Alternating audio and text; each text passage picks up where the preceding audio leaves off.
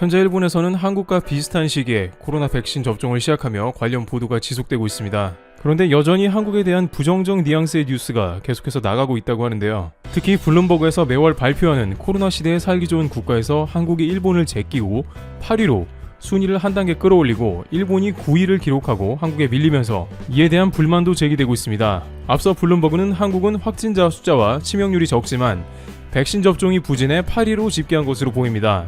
다만 일본이 지난달에는 한국보다 한 단계 위였는데 순위가 추락하자 이에 불만을 드러낸 것입니다.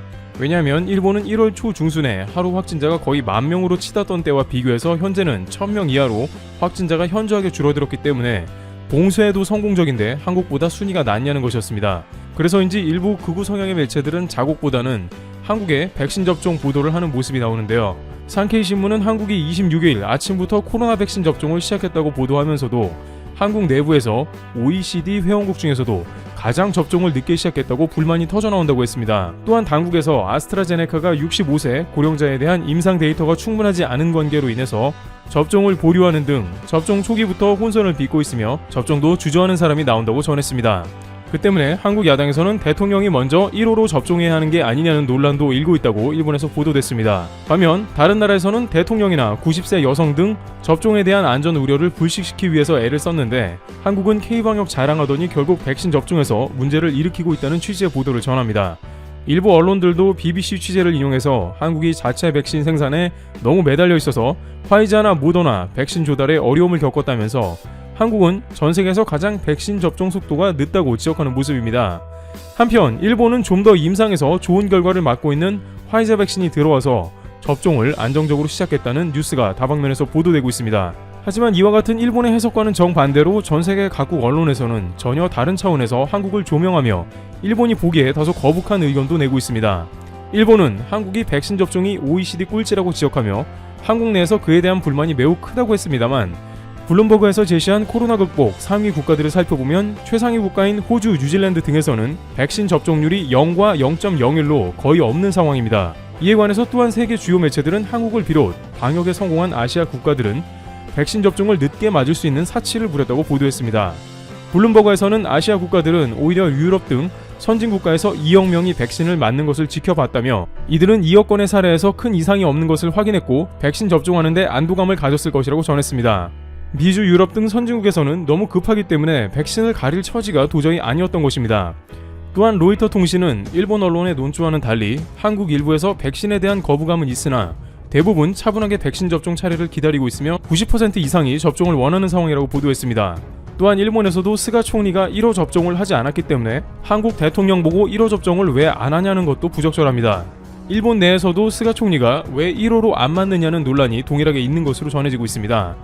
물론 미국이나 유럽 등에서는 대통령 등 지도자 1호 접종을 보여주기도 했는데 이는 당시의 백신 초반 도입기라서 들불처럼 번져나가는 코로나 사태에 국민들을 진정시키기 위한 행동이었지 현재는 2억 명 이상의 백신 접종 사례가 있어 굳이 1호 접종을 보여줄 필요는 없으며 현재 한국의 백신 접종은 원활하게 이어지고 있다는 설명입니다.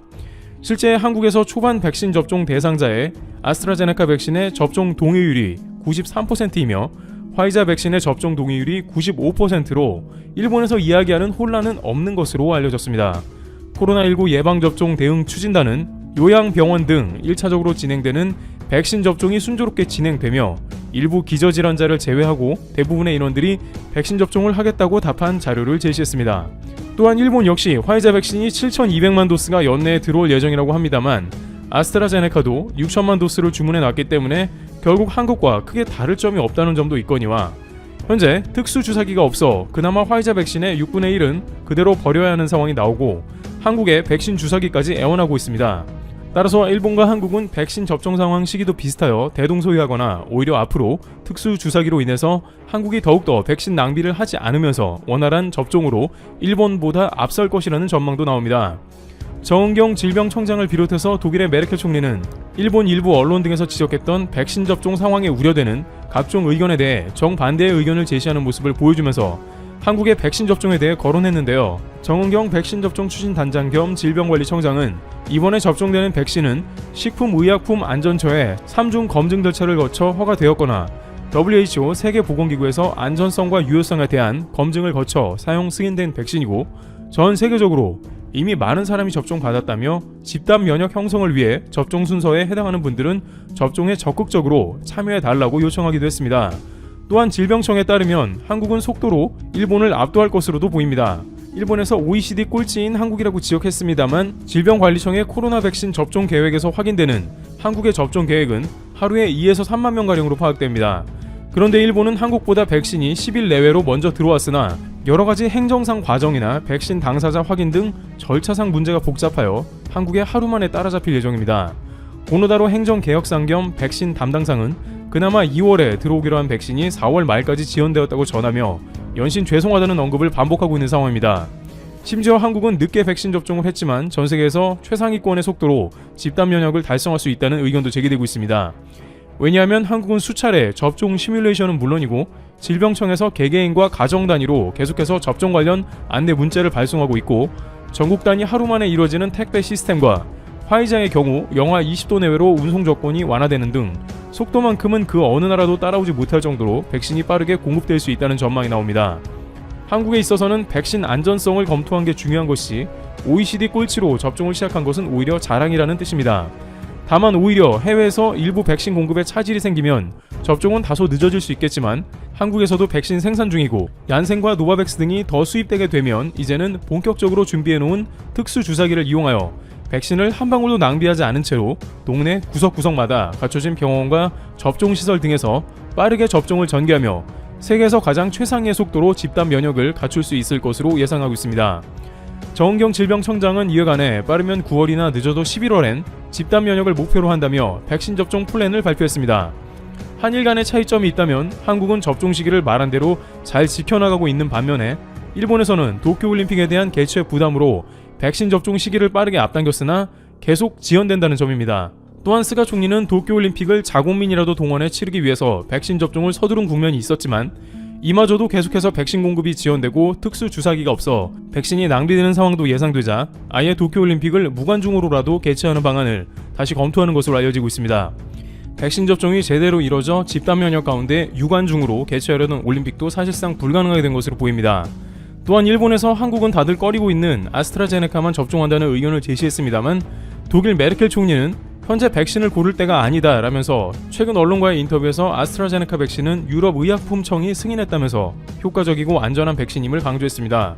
유럽에서도 아스트라제네카 백신을 회피한다는 질문에 대한 대답입니다. 또한 영국 가디언지도 프랑스 마크롱 대통령의 경우 아스트라제네카 백신이 제공되면 기꺼이 접종하겠다라면서 고령층을 제외하고는 아스트라제네카 백신을 맞는 것에 아무런 문제가 없음을 직접 지도자들이 밝히는 상황입니다.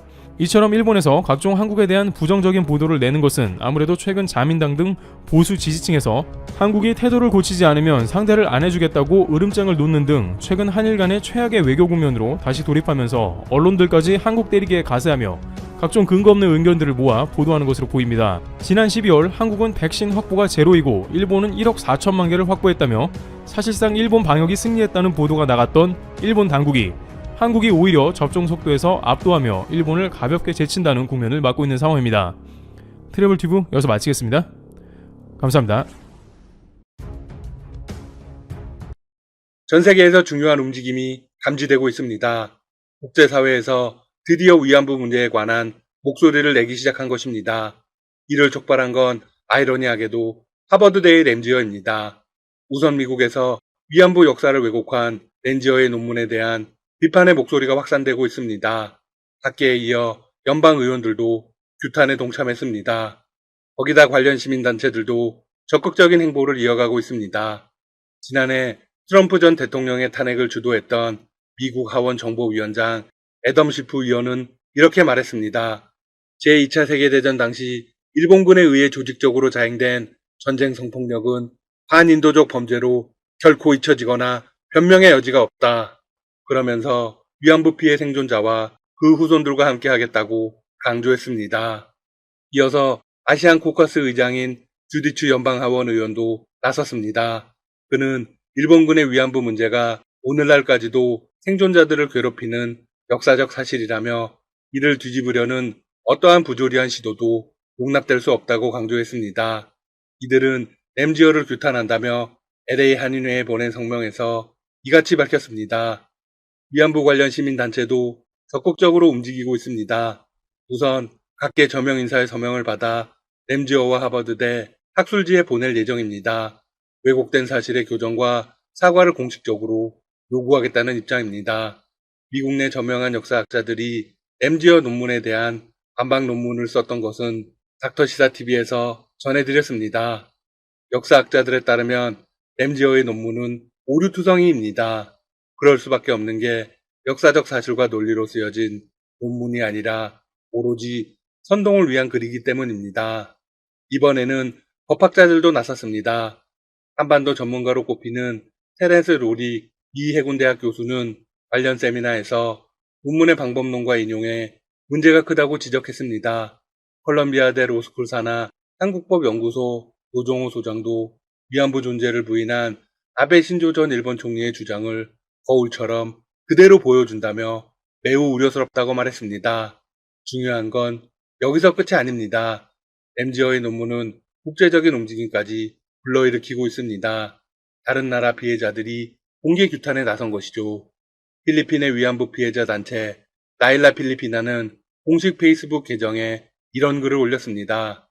우리는 위안부를 유급 성노예자로 묘사한 램지어의 논문의 주장에 강력히 반대한다. 라일라 필리피나는 이어서 램지어의 아킬레스건을 공격했습니다.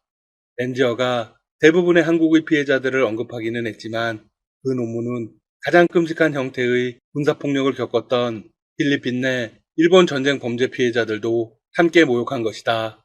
네, 램지어는 한국만 공격하려고 했는데 공교롭게도 국제적인 공분을 불러일으킨 것입니다.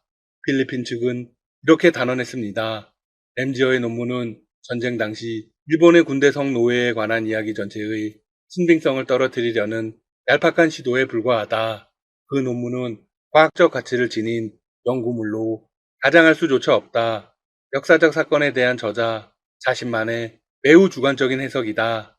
필리핀 피해자들은 일본 정부를 향해서도 책임론을 제기했습니다. 일본 정부는 소위 역사 연구라는 명목으로 역사 부정과 수정주의에 오랫동안 관여해왔다. 그러한 수정주의는 과거에 대한 일본 정부의 책임을 부정하는 것일 뿐만 아니라 군국주의와 헤게모니 전쟁으로의 복귀를 정당화하는 데 기여한다. 정확하면서도 속이 시원한 비판이네요. 쉽게 말해서 일본은 역사를 왜곡하지 말고 거짓말도 하지 말라는 겁니다. 필리핀에서 이런 반응을 보였다는 건 역사적인 의미가 있습니다. 동남아시아에서는 일본에게 피해를 입은 나라가 수도 없이 많습니다. 하지만 위안부 문제가 거론조차 되지 않고 있죠. 관련 시민단체조차 없는 나라가 수두룩합니다. 그 이유가 뭘까요? 네, 일본으로부터 경제적 지원을 받고 있기 때문입니다. 시민들이 움직이려 해도 일본의 지원을 받는 정부에서 강제로 막은 것이죠. 사실 필리핀 역시 친일본에 가깝습니다. 필리핀의 경우 국립역사위원회가 2017년 수도 마닐라의 위안부 피해자를 상징하는 동상을 세웠습니다. 그런데 이것이 곧 철거되고 말았습니다. 시민들의 비판이 이어지자 두테르테 대통령은 이렇게 말했습니다. 내가 막을 수 없는 헌법상의 권리이다. 네, 더 이상 막을 수 없다고 인정한 겁니다. 일본의 편을 들어줄 수 없다는 의미이죠. 필리핀 시민단체의 이번 목소리가 그래서 의미가 큰 것입니다. 두테르테 대통령도 사실상 램지어 비판에 동의한 셈이니까요. 필리핀 동참이 가지는 더욱 큰 의미는 램지어의 논리를 완전히 붕괴시킨 데 있습니다. 그는 위안부 문제를 오로지 한일 사이의 정치적 분쟁으로 부정했습니다. 하지만 필리핀의 피해자들이 적극적으로 동참하면서 그의 주장이 오류라는 게 밝혀진 것입니다. 램지어의 불행은 여기서 끝이 아닙니다. 한국, 미국, 중국, 필리핀 등지에서 비판 여론이 확산되는 가운데 일본의 학계와 시민사회도 나선 것입니다. 네, 일본조차도 편을 안 들어주고 있습니다. 오로지 일본 내 극우 세력들만이 램지어를 옹호하고 있는 셈입니다. 일본군 위안부에 관한 학술 사이트를 운영하는 일본의 시민단체 파이트 포 저스티스는 일본사 연구회, 역사학 연구회, 역사과학협회 등 학술단체와 함께 램지어 논문을 비판하는 온라인 세미나를 개최한다고 밝혔습니다. 이 세미나에서 일본군 위안부 연구의 선구자인 요시미 요시야키 일본 주호대 교수가 램지어 논문의 문제점을 지적할 예정입니다. 사타니 사야카 싱가포르 공립대 교수도 램지어의 위안부 논문을 둘러싸고 지금 일어나고 있는 것이라는 주제로 발표합니다. 역사학자인 그는 램지어 교수의 위안부 논문에 대한 반박문을 낸 바 있습니다. 이 밖에도 후지나카 다케시 오사카대 교수, 이타가키 류타 도시샤대 교수, 요네야마 리사 토론토대 교수 등이 이번 세미나에서 발언합니다. 세미나 주최 측에 따르면 램지어의 논문은 역사수정주의 사고를 전제로 하고 있다고 합니다. 일본 내 역사수정주의자들이 1990년대 후반부터 제기해온 주장을 그대로 반복한 것입니다. 램지어의 논문은 단지 개인의 돌출 행동이 아니라 일본 우익과 역사수정주의자들의 전략에 의한 것이라는 의미이죠. 따라서 논문 자체가 성립이 안 되고 논문이 학술지에 실리는 것도 큰 오류입니다. 이번 세미나는 일본 학계와 시민사회가 해당 논문에 대해 공식적으로 문제를 제기하는 자리라는데 의미가 있습니다. 한국의 입장에서 이런 사태는 전화위복입니다. 한인단체들은 이번 일을 계기로 위안부 문제의 실상을 널리 알릴 수 있게 됐습니다. 이에 따라 램지어 교수에 대한 규탄 움직임도 더욱 이어질 것으로 보입니다. 램지어가 과연 학자로서의 자질과 실력을 갖추었는지에 관해 의구심도 계속 나오고 있습니다. 실제로 교수의 자격을 갖고 있는지는 의문입니다. 그는 일본 전범기업 미쯔비시 지원에 의해서 교수직을 유지하고 있습니다. 상당히 의심스러운 부분이 많죠. 한편 램지어의 논문이 게재되는 네덜란드의 국제학술 전문 출판사 엘스비어는 어떤 반응일까요? 램지어의 논문에 대한 자체 조사를 벌이고 있습니다. 하지만 우려 표명의 글과 반박 주장을 덧붙이는 선에서 문제의 논문을 국제법 경제 리뷰 3월호에 그대로 싣는다는 방침입니다. 논문으로서의 가치를 완전히 잃게 되겠네요. 지금까지 닥터 시사TV였습니다. 여러분 시청해주셔서 감사합니다. 구독과 좋아요 부탁드립니다.